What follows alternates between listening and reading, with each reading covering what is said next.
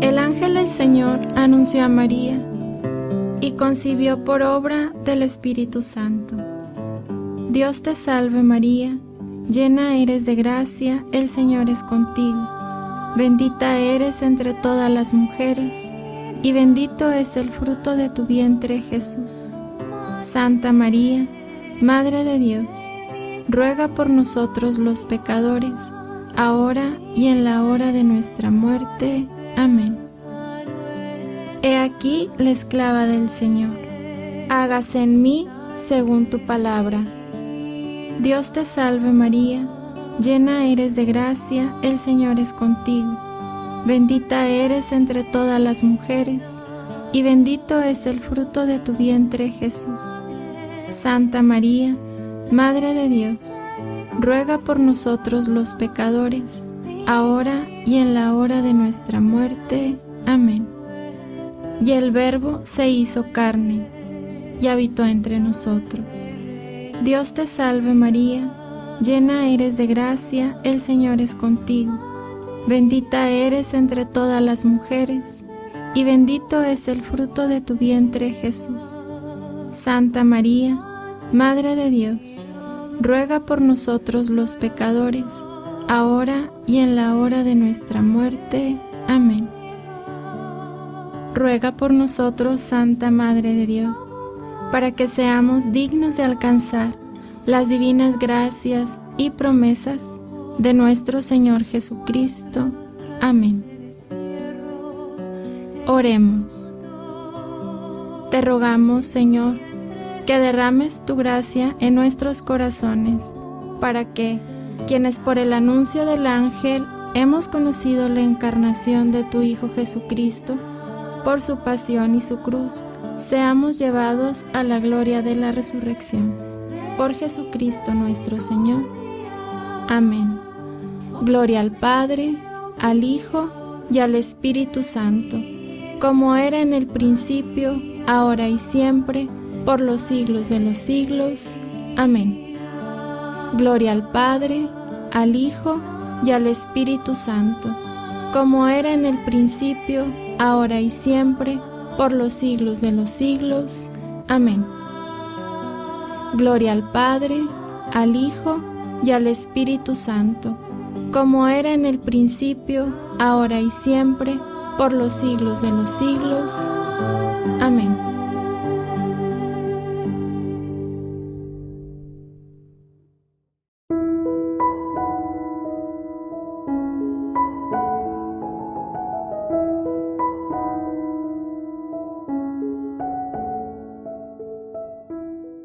¿Qué tal, mis queridos hermanos? Pues nuevamente saludándolos después de haber rezado nuestro Ángelus para continuar esta, pues no es catequesis, es un compartir. Si se fijan, comparto de mi vida, de mis historias, de las historias de otros amigos, de la vida cristiana que tiene que ver con nosotros, que tiene que ver con nuestra propia vida.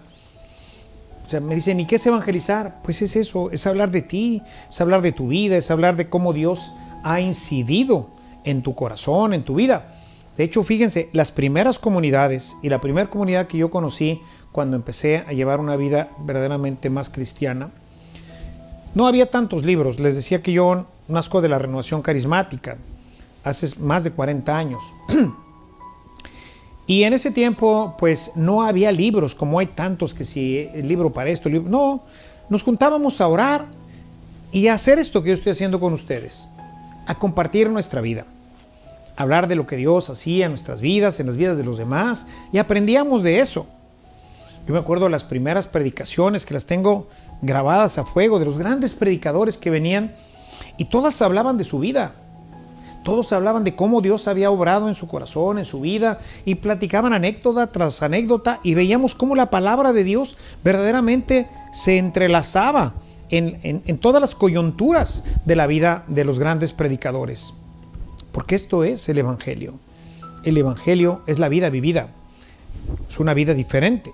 Es una vida que requiere ciertos sacrificios, porque tienes que dejar algo que quizás te gusta, que el mundo te invita a vivir, pero que Dios te dice, tengo algo mucho mejor para ti.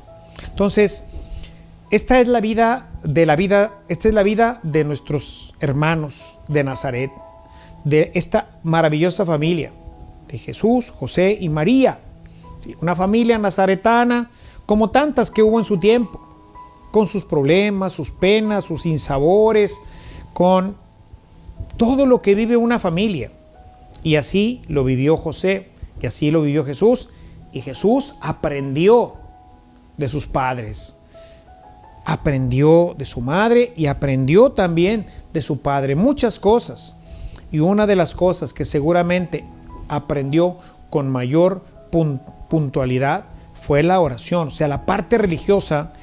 Recuerden que en el tiempo de Jesús la mujer no era, o sea, y no porque no quisiera o no porque no lo fuera. Imagínense cuán religiosa no sería nuestra Madre Santísima Inmaculada, ¿verdad?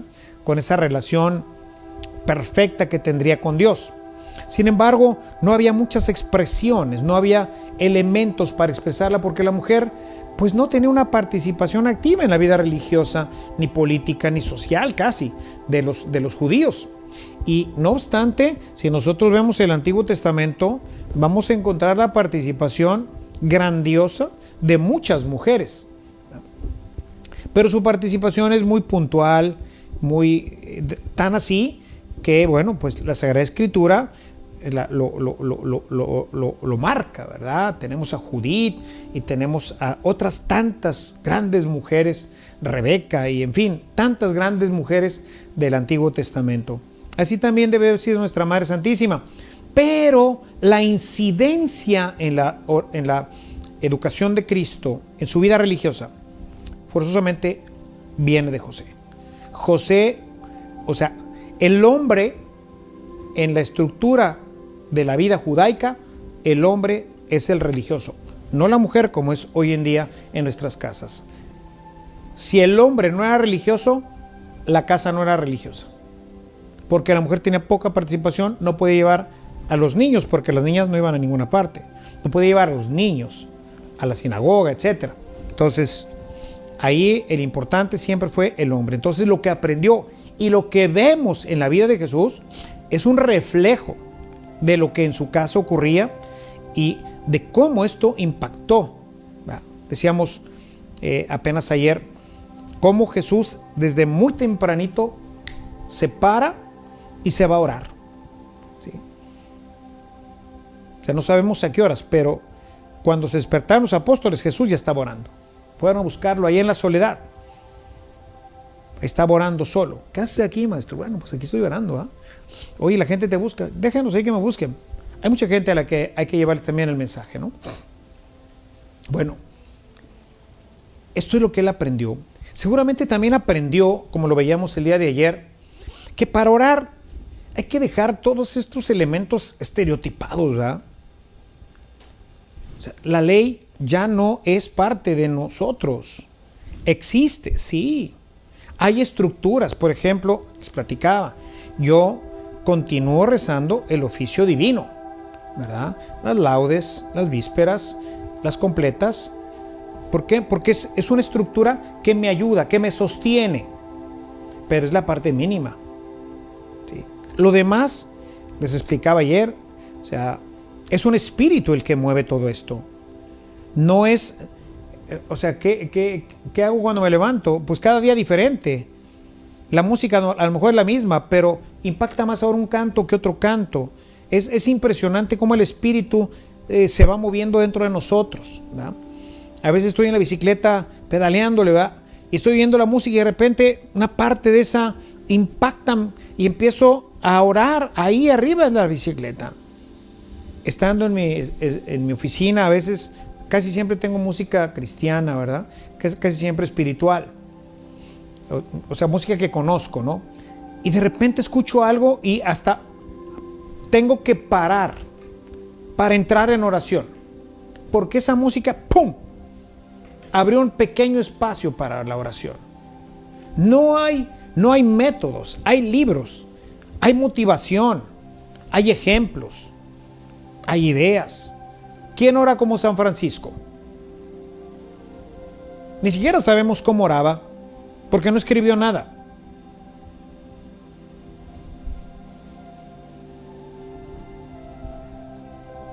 qué pasaba en el corazón de Santa Teresa y escribió pues, el libro de las moradas y el libro de las fundaciones y tantos libros de su experiencia espiritual.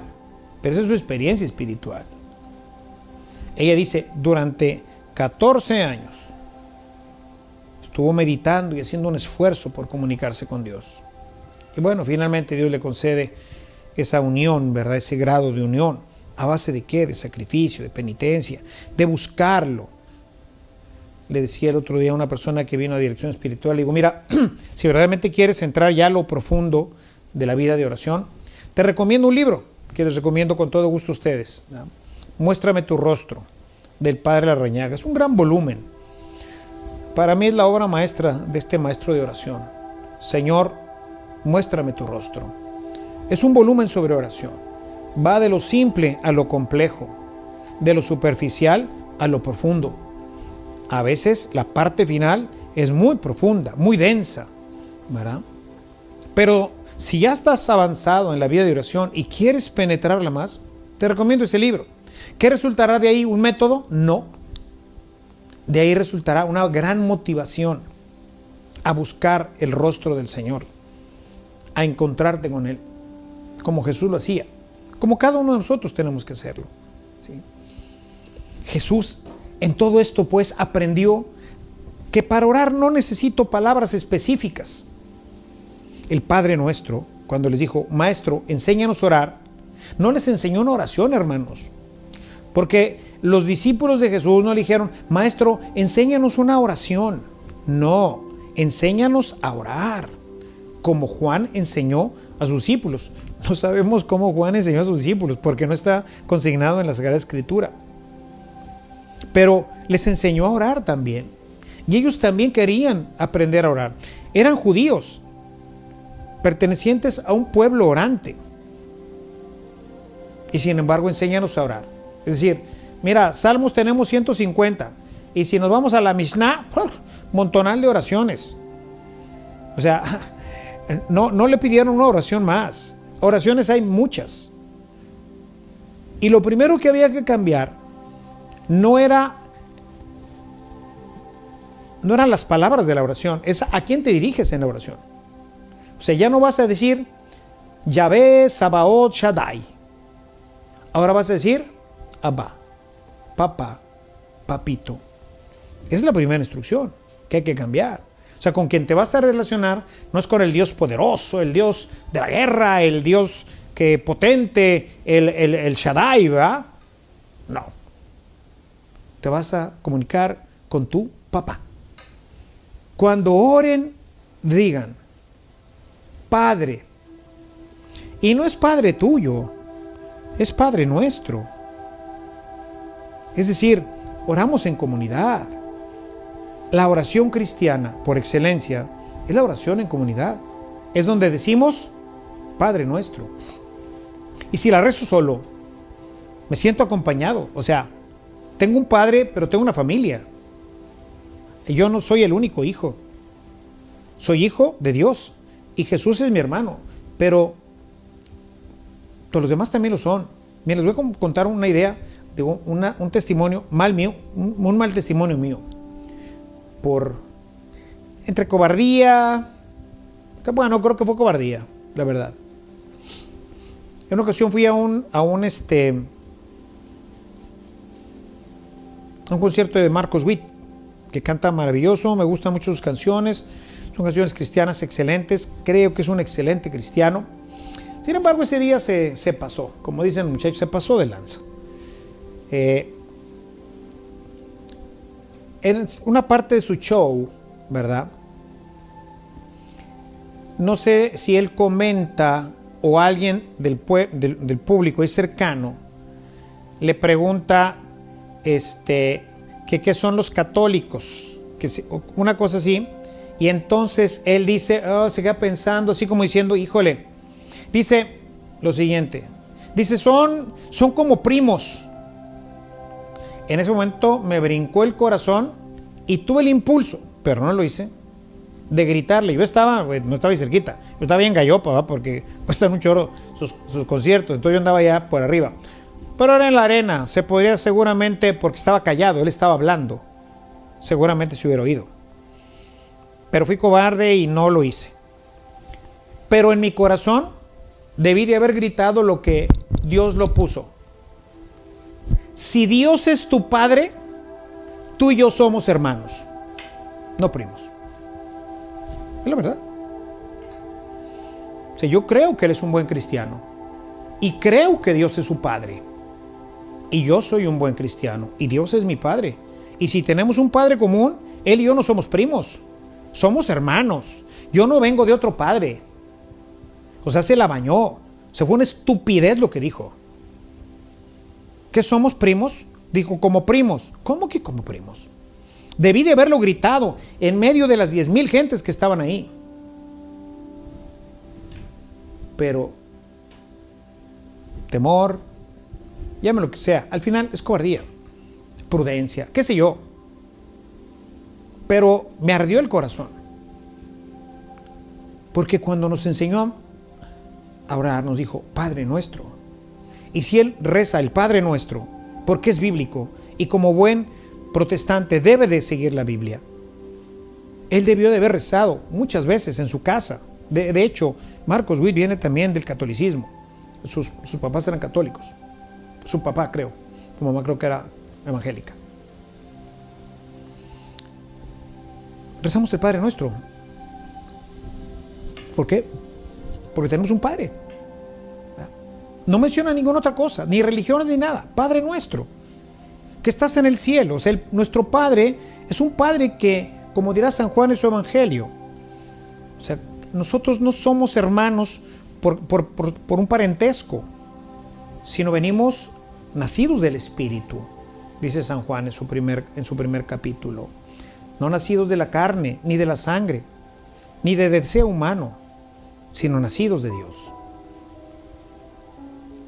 Enséñanos a orar, una forma diferente de orar. ¿Sí? Jesús aprendió que esto era la oración, que tendrían que dejar todo ese ritualismo tremendo, ¿verdad?